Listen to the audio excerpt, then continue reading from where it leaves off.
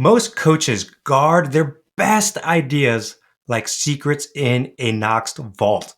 But Cody did the opposite. He gave everything away publicly, generously, and without holding back. And that counterintuitive move turned a small coaching experiment into a fast growing business.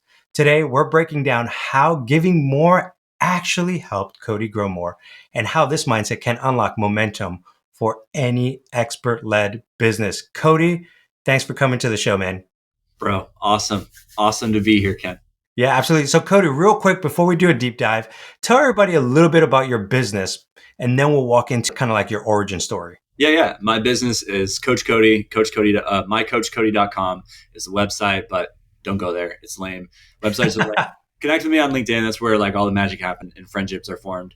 But I coach men who are entrepreneurs and executives, and I help them make more money, have more fun, and have more impact in the businesses that they lead. Yeah, I love it, Cody. So before you got into that, you used to be a fitness coach. All right. But like, just kind of walk us through your journey. Like, how did you even get into the coaching world? Yeah. So I've been doing this thing called coaching for years, actually. I just didn't really realize that that was what I was doing. And I didn't know that it was something that I could do and get paid to do, which is what I do now. It's like ridiculous and it feels illegal that I should have this much fun and get paid to do it. So I spent 8 years at a nonprofit called Answers in Genesis, running conferences and events for Ken Ham, travel all around the world, around the country with him, run all of his events. And I would sell and like book events and stuff, do contracts for that. And I would like do all the retail and like leadership of like all the volunteers and stuff. So we had like a big retail at all the events that we would run. And I loved selling, like the resources and the books and DVDs and stuff. I loved selling. And I didn't realize that selling was just coaching. It's understanding what people need, listening and asking good questions and understanding their problems and their challenges, and then guiding them towards the resources that are going to solve their problem, right? Which is a product in that case, in sales. I just loved selling. And then I went and I worked for an organization called Accountable to You, which makes accountability software for people struggling with sexual addiction on their devices. And I led like the customer experience, customer support side of things in that business, and led a team and grew the team there. And I did that for 4 years and really, gained experience in management. And leading a team of people was just something I loved doing, and pulling that thread of like, what is the thing in that job that I love the most was one, being on the executive team of the business and just getting to see all the aspects of business. I just love the game of business, but also leading a team and guiding them to, high performance and accomplishing things that they want to accomplish and helping them grow and develop. And what is that? It's just coaching, right? It's leadership. And leadership is just coaching. And so then actually got fired from that job last summer after I had started building my own like fitness business on the side, building this fitness brand. And I got into fitness coaching. And I was like, well, I'm good at coaching. I've built this. Actually, it was built this fitness brand called Backyard Shreds, where the business plan started as I'm gonna like run a YouTube channel and sell like, digital IP downloads for how to build home gym sheds like the one that I'm in. Yeah. And so I'm gonna sell the building plans. It'll be passive and digital IP and do like just focus on building a YouTube channel. Great business model. Takes a long time to build up a business like that though. And then halfway through my business plan, I lost my job. And so that timeline got cut short. So before I had any money or any revenue, I lost my job. And I was like, okay, I think entrepreneurship is the next level. And so I'm not going to go look for another job. I'm just going to build this thing. But selling $100 business building plans was not working. I needed to sell something more expensive. And so I was like, well, I've already built this audience selling around like home fitness. It's a bunch of men, it's a bunch of dads. And what can I sell them that I can charge $1,000 for, $2,000 for instead of $100? And a lot of people that were following me around the fitness content I was producing were like, hey, like they just had questions about working out. How do I get in shape? How do I work out? It's like, I want a home gym, but I really just need help getting in shape. So I launched a fitness coaching business, fitness coaching offering through the fitness business, Backyard Shreds.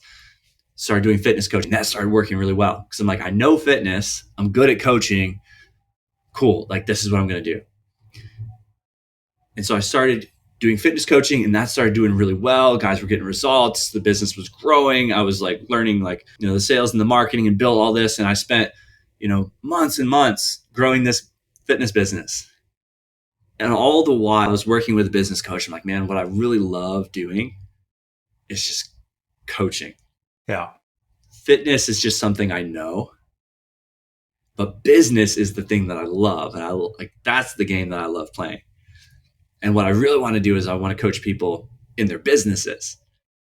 And my own coach helped me see that I had these limiting beliefs around like, oh, well, I can't go help people in their businesses though, because I've never built and scaled $100 million business. So how can I help somebody else, at that level that I've never been to yet? So I have to go build my own business first, and then I can go and help people.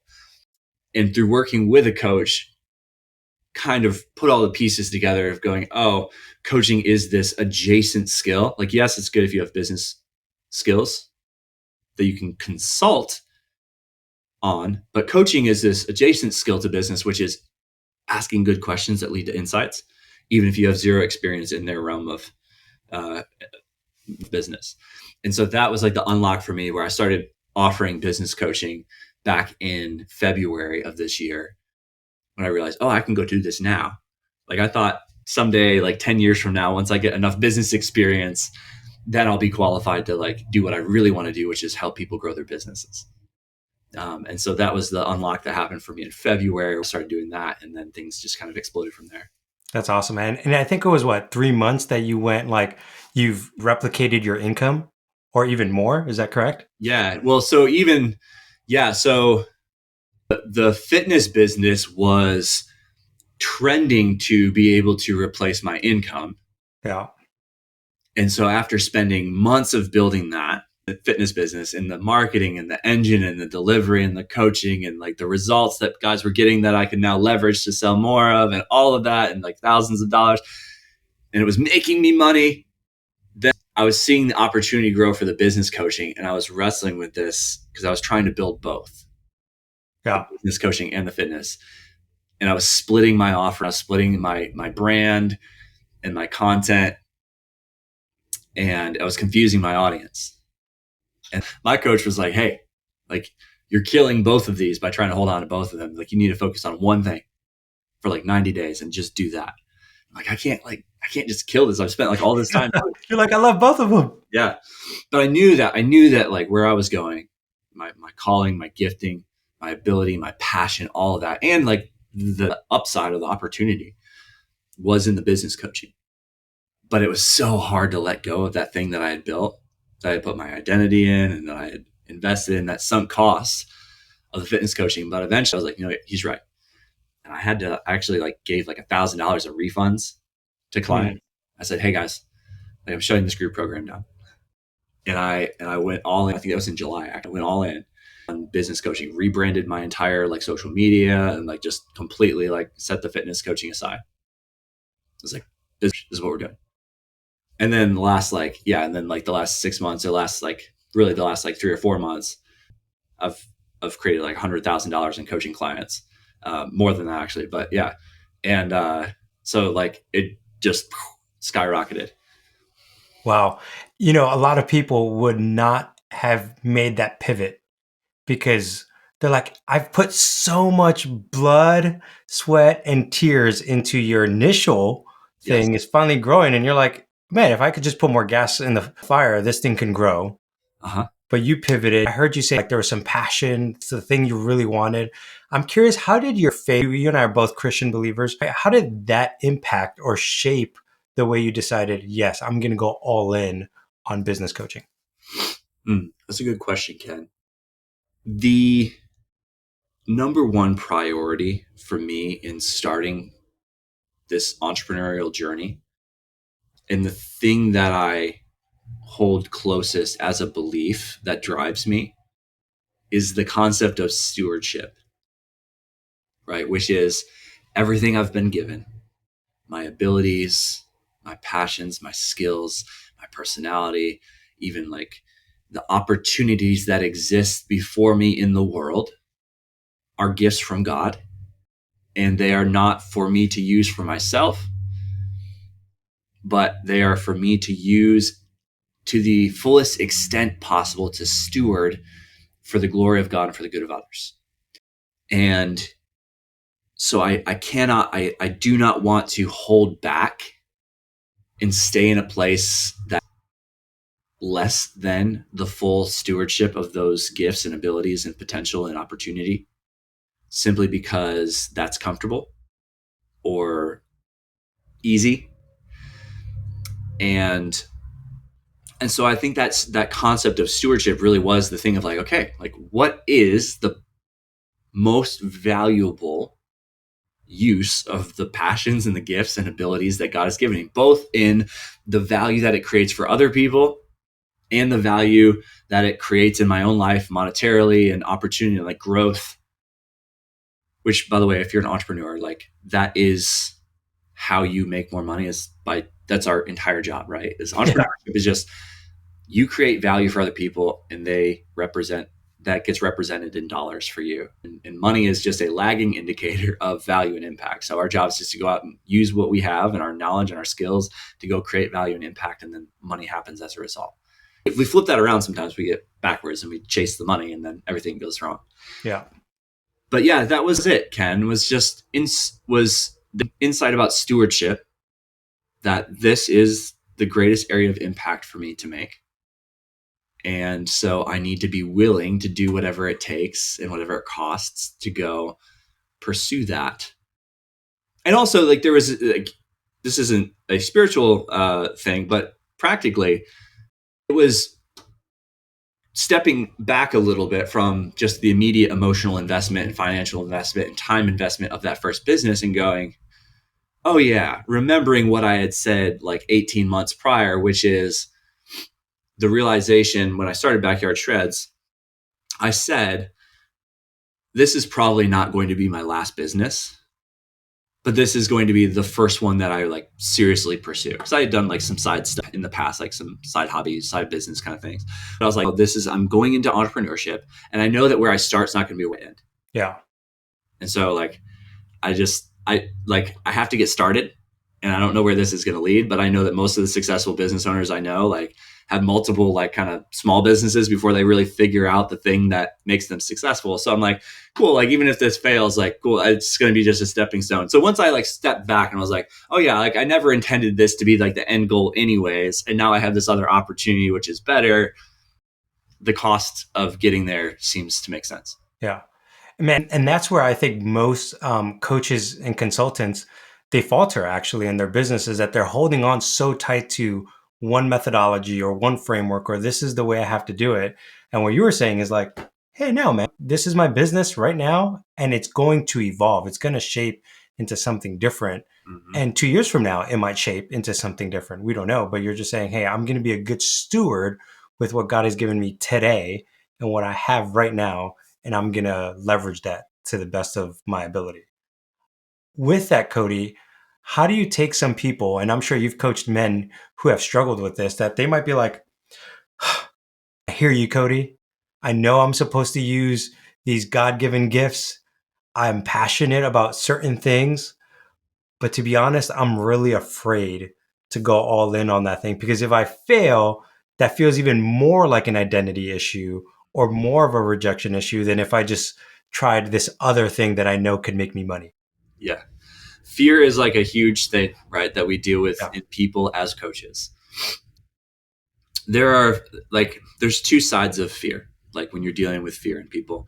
One is logistical and one is emotional. So there's an emotional fear of like this identity thing. And then there's fear of like the consequences of like, well, what if I lose money, or what if like all these bad things happen? So there's like the identity piece, and the identity piece is The solution to fear is courage. And courage isn't the absence of fear. Courage is choosing to act based on conviction rather than fear. Because if you know that there's something right for you to do, even if you're afraid to do it, conviction creates courage to say, I have to do this, and I'm going to do it despite being afraid. And there's this quote I love, which is, I would rather be a failure who tried than a coward who didn't. Ooh, that's good. So if I know that I'm supposed to do something, then like that is settled in my mind, then like whatever happens doesn't matter, because I know that like the outcome, the identity thing, like you said, of the identity of failure, the identity of coward is way worse than the identity of failure. So I would rather be a failure. I'll just pick that. Like if I fail, great. Like, oh well, at least I wasn't a coward. That's like the emotional piece. And then the logistical piece is fear exists in the vague, not in the specific. And so like everything that is big and scary and seems impossible, when you actually like break it down with people into like realistic, detailed, what would actually happen, it always breaks down into a series of very solvable problems, very answerable questions, very findable people and learnable skills. And so when you actually break it down into, okay, like worst case, what's actually going to happen? And then you unpack that fear and you realize, oh, a bunch of that fear is like totally unrealistic. It's not even going to happen. Okay, let's throw away all that stuff. That's not going to happen. So like all the stuff you're afraid of doesn't even exist, right? It's just a boogeyman. And then the stuff that's like, okay, well, like that actually could happen. Well, what if that happened? Then what? Then what? And you just realize, oh yeah, like is that an unsolvable problem that we can't like figure out even if that does happen? Oh no, like we're probably good. Okay, great. What are we afraid of now? If for business, I have found that to be the case so much for a lot of people. If you just start walking through like, all right, let's walk through worst case scenario. Let's say you get bankrupt. Let's say you get the lawsuit. Let's just talk it out. Let's just face it head on. I remember the first time I was like, 21. I was a director of a summer camp and I got a cease and desist letter. For the first time ever, I got sent one of these and I am panicking. I'm like, oh my gosh, what have I done? And then I went to my boss. I was like, what do I do with this? He's like, dude, this happens all the time. What did you do? Like, I don't know. I copied the cease and desist letter. I took a picture from Google and I just posted it on this. I thought it was a blog, but it was a paid site. And that's how I got flagged. Right. So they're like, just take it down. I'm like, I took it down and I was fine. But I remember the fear that took over in that moment. I was like, oh my gosh, I'm going to get fired. I'm going to get, my job is gone. I'm going to get arrested. Like all these worst case scenarios. I had to throw some of those out. And then I had to just say, practically, what can I do in this scenario? And it was solvable within minutes as soon as I went to my boss, because he had the insight to be like, dude, this happens sometimes when you make a little mistake. It's not the end all be all. Right. So it was a solvable problem, but maybe not a solvable problem for you. So therefore it's a findable person, right? Which is, okay, even if it is a challenge or a question that I can't answer or that I can't solve, is there someone else in the world who I could find that could help me with this problem? Yes. Then it's not unsolvable. It's just a findable person. Yeah. And that's why I love the coaching world, because I'm like, I may not know the answer. ChatGPT may not know the answer, but I'm going to go find someone who knows the answer. Yeah. And I'm constantly always like texting people like, hey, who do I know that might be able to help me solve this problem? Right. And they're like, oh, I know this guy. I know this guy. I know this guy, and so much of my freedom in my personal life and then also in business has come because I've talked to the right people. So for you, Cody, I'm curious, for your business, what's been the biggest strategy that's actually helped you grow your business? As we're talking about like taking away the fear and moving forward, this is the thing where most people struggle the most is growth in their business. They're stuck getting one client. They're in that feast or famine cycle. But you start one business, you pivoted, and just in a few short months, you were able to recoup your investment and start gaining more money. What was kind of the strategy behind it? What did you do, and what would you give other people to say, start doing this? Yeah. Volume and value. Volume and value. Create an immense volume of work. I've spent, I don't know, 400 some hours in coaching sessions and coaching conversations with people in the last like 6 months. And I've coached, like 100, and I've made hundreds of offers.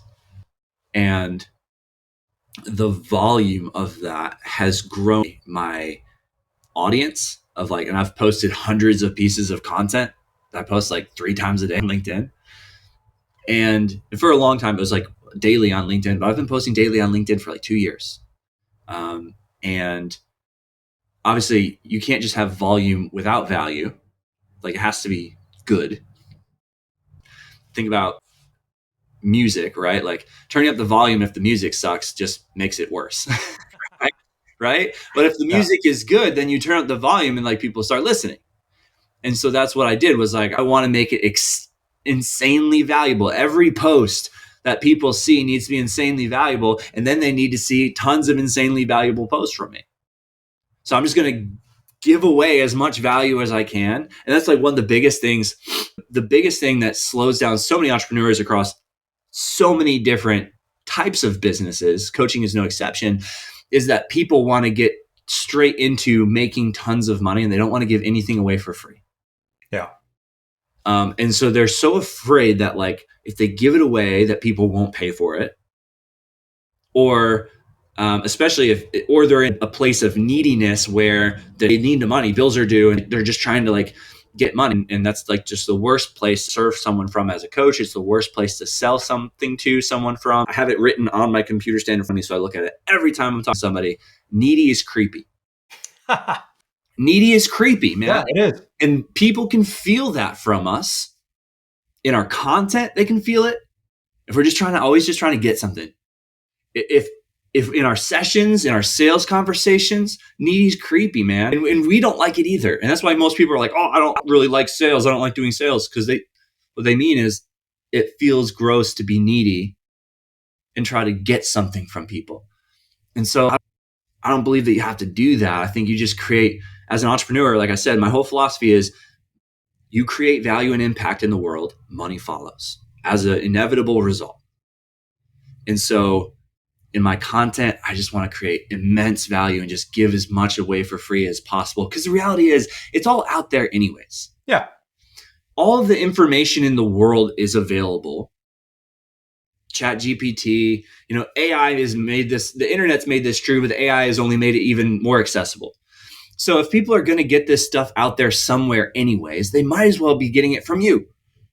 And if you're the person that people get insane value from, and you're the source of that value every time, then like you're going to be the person that they buy from as well. And so, man, I've just given tons of value in the posts and then made free offers for people to spend time with me. This is the biggest thing too I learned from Rich Litvin, which is you don't sell the idea of coaching, you sell the experience of coaching. And so people are not going to be ready to spend money with you before they spend time with you. And so having a free offer of a way for people to spend powerful time with you and it's life-changing for them, then they're going to be ready to spend lots of money with you. The right people are. So that's been how I've built my business. For those of you who have not read Rich Litvin's book, Prosperous Coach, highly recommend. I think he has a new one. I think it already came out. I haven't read it. I haven't read his newest one, but Prosperous Coach. It's funny because I have it in my nightstand. That's I literally have it, and then I'm listening to the audiobook again. It's very good. It's such a powerful book because it talks about that. Like, give them the experience and even almost give it all away for free. For those of you, especially who struggle with sales, because you're used to the high pressured sales of a used car salesman or just the high ticket coaching space has a lot of that.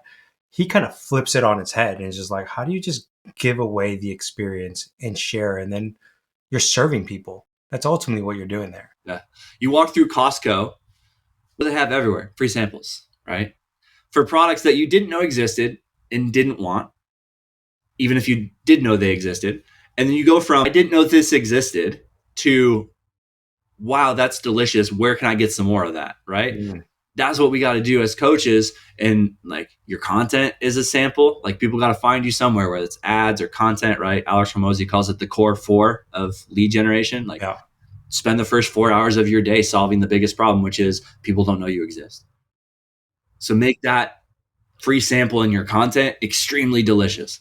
And then give them another sample and make that one even better when they spend time with you on a call or whatever. And then you're like, here's the menu. Would you like to order? I'm like, yeah, please. One thing I did this past November, I literally was posting 3 times a day on LinkedIn. I post like once or twice a day, but I was doing the volume game. I was like, hey, I'm going to test something. Yeah. And as I was doing volume, I was trying to give immense amount of value. Uh-huh. But then I'll add another V there just for the alliteration purposes. But like I was verifying it, right? Yes. I was verifying, did my value lead to more impressions and more followers? And I started to track all this information. Literally every week I started to look at it and I'm like, oh, this is where I'm losing people. This is where I'm not engaging enough people. And I was able to tweak my content accordingly. So then I could say like, oh, I want more people to comment. What do I need to do to get more people to comment? Yes. Oh, I need to leave a better engaging question, or I need to shorten up the content. I need to do different things. And that's what I think you're saying, you're preaching here. And for all of you who are listening, as you are creating content, make sure as you're doing the volume, the value is there for people to start engaging, growing. Because if you're not growing that part of your business, you're never going to get clients. It really is a volume game. You need enough people to see you, to trust you, and to experience you. And if that's not happening, it doesn't matter, right, how great your product is. That's a great point. And I can just assume that, but thank you for pointing it out, that you can't just assume, practice doesn't make perfect. Perfect practice makes perfect. And so volume isn't enough. You've got to be a student of your craft and just constantly be studying. And that volume, every time that you post something, every time you do a call, that is a data point.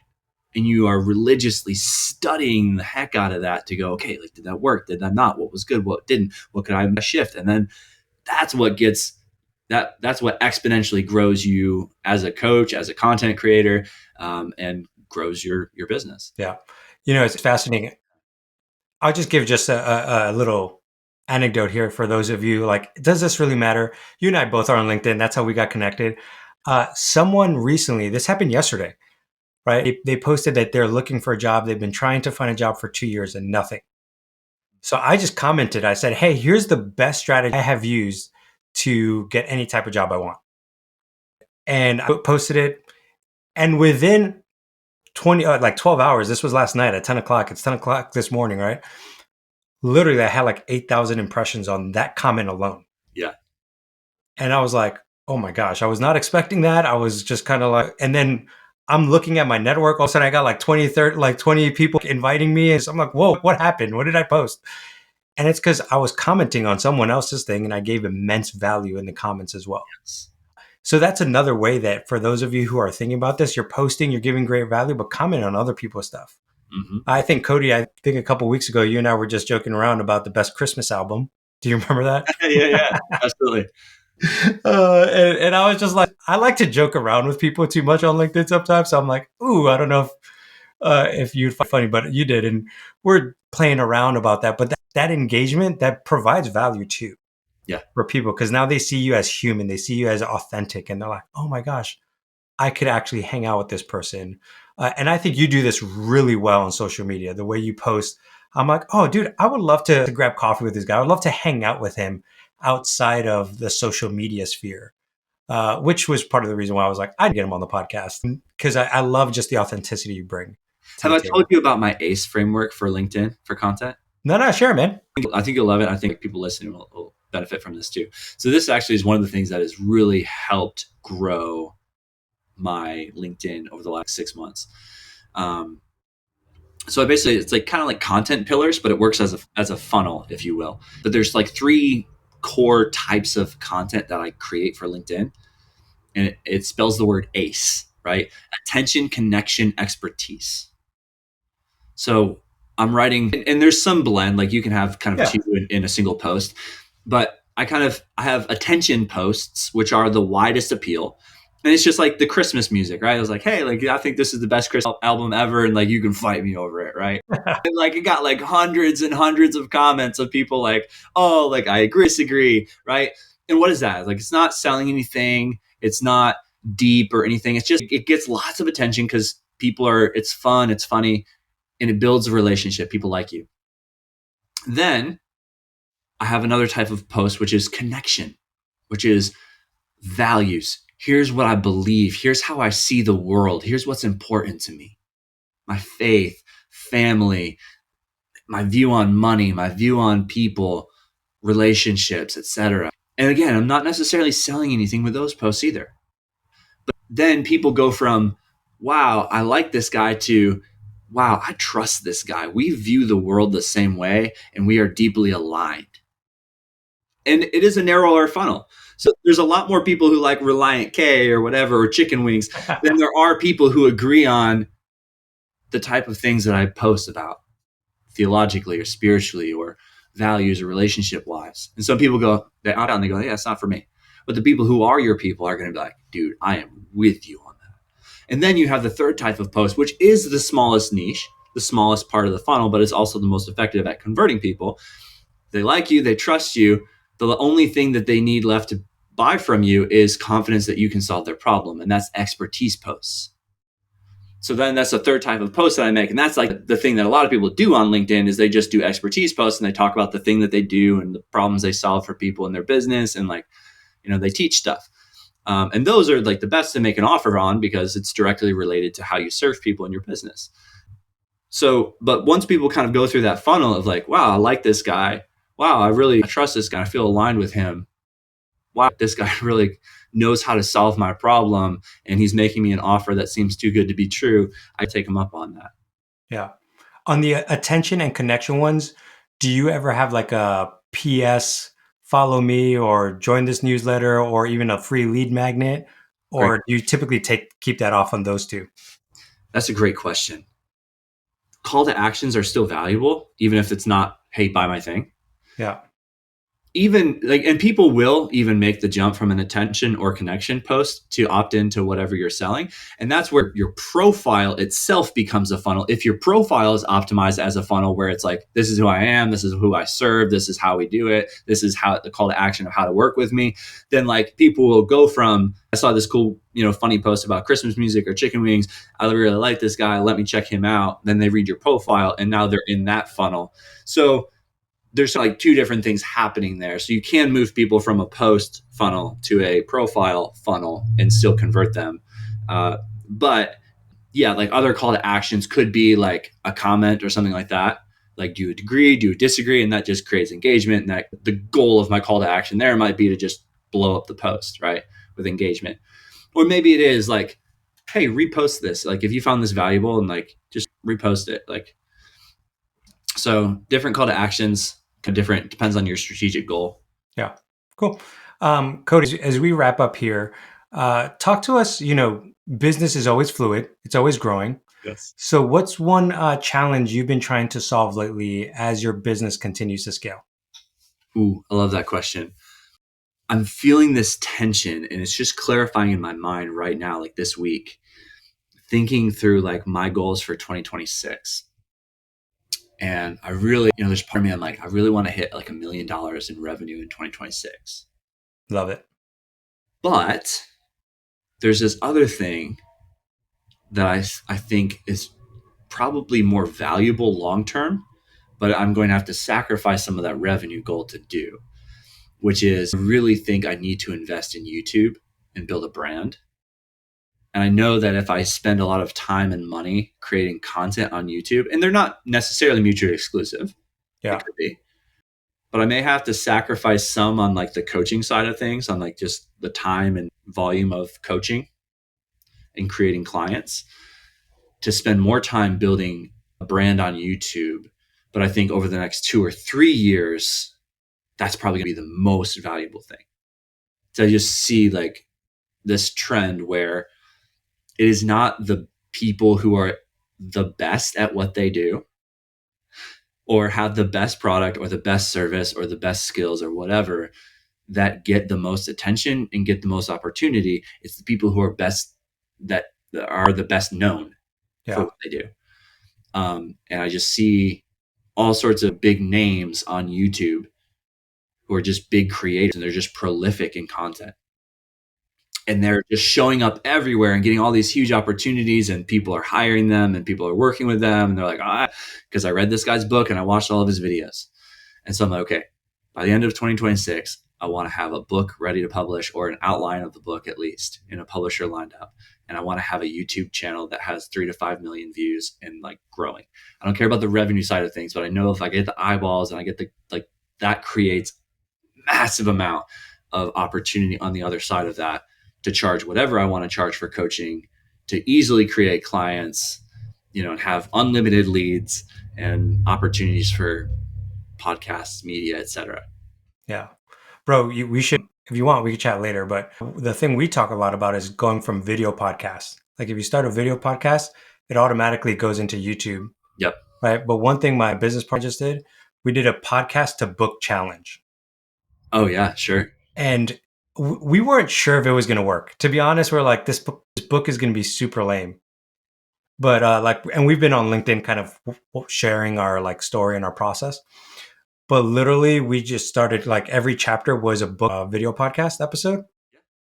And about almost 2,000 episodes later, it fleshed out this whole podcast, this whole book. And then we use Claude to clean it up, to do the first draft and different things like that. But surprisingly, it's come out really well. And you're just like, oh my gosh, the book that we've been talking about for years to create, we did in 30 days. Yes, I love that. So I could share with you like the whole blueprint, man, and just like, hey, man, go have fun, go do it. If that's something you want to do.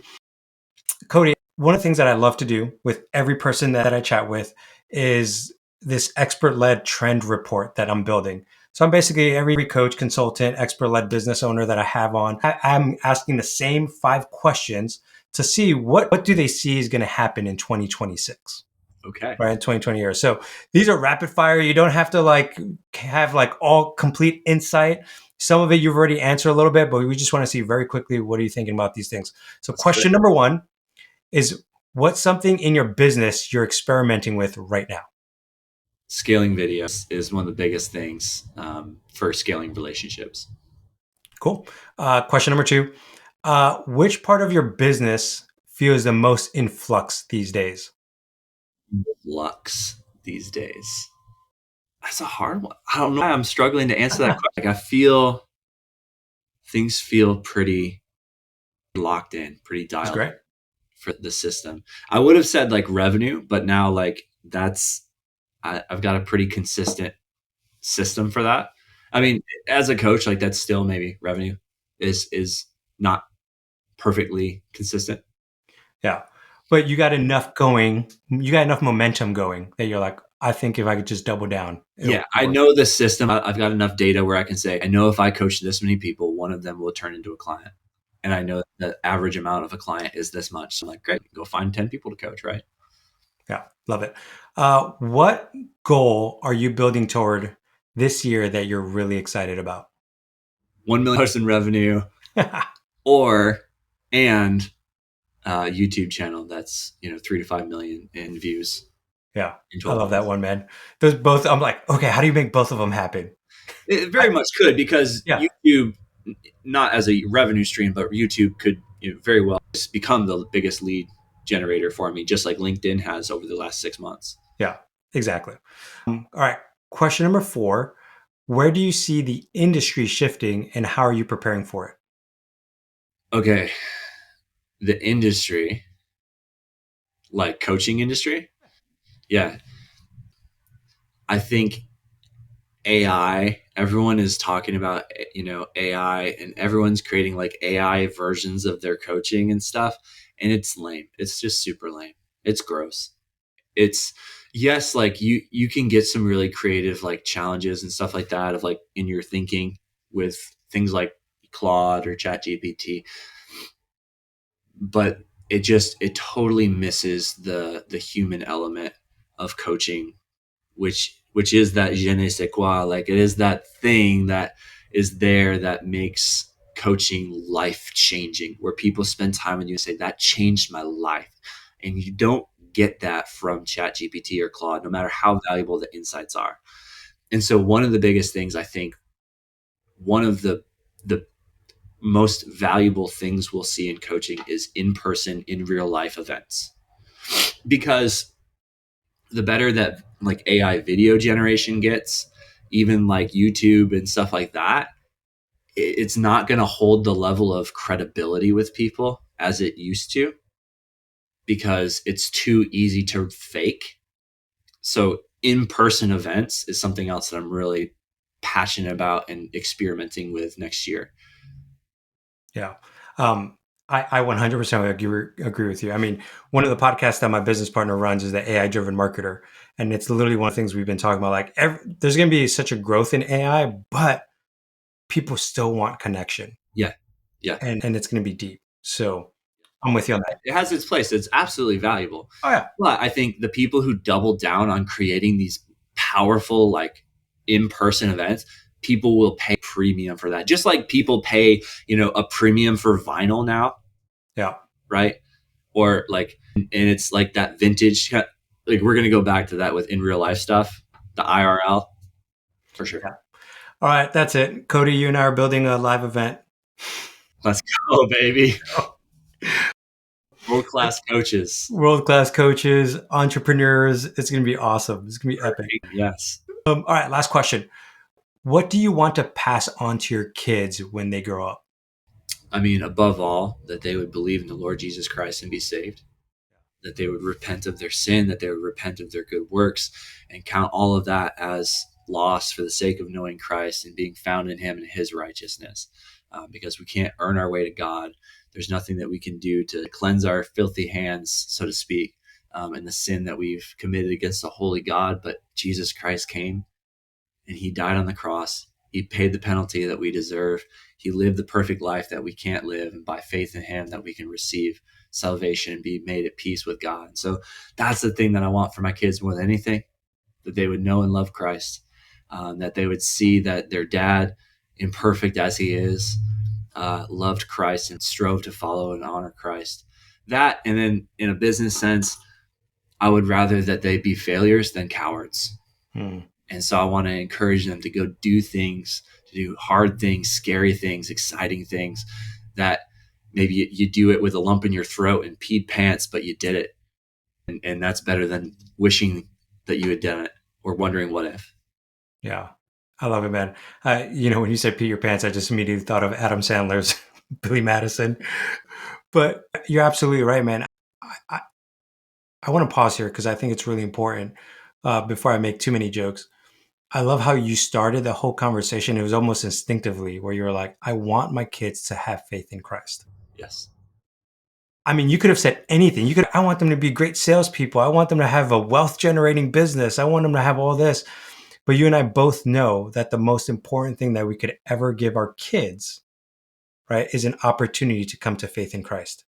Because their eternal soul matters way more than a business that they could inherit.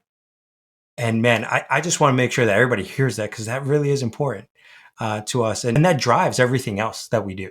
Oh, yeah, absolutely. Like I said, that stewardship, that was the thing that caused me to go into entrepreneurship, that caused me to go into coaching, all comes through belief and faith in Christ, and wanting to honor him and live worthy of the sacrifice that's been paid so I could live. And so, yeah, what was it for a man to gain the whole world to lose his soul, right?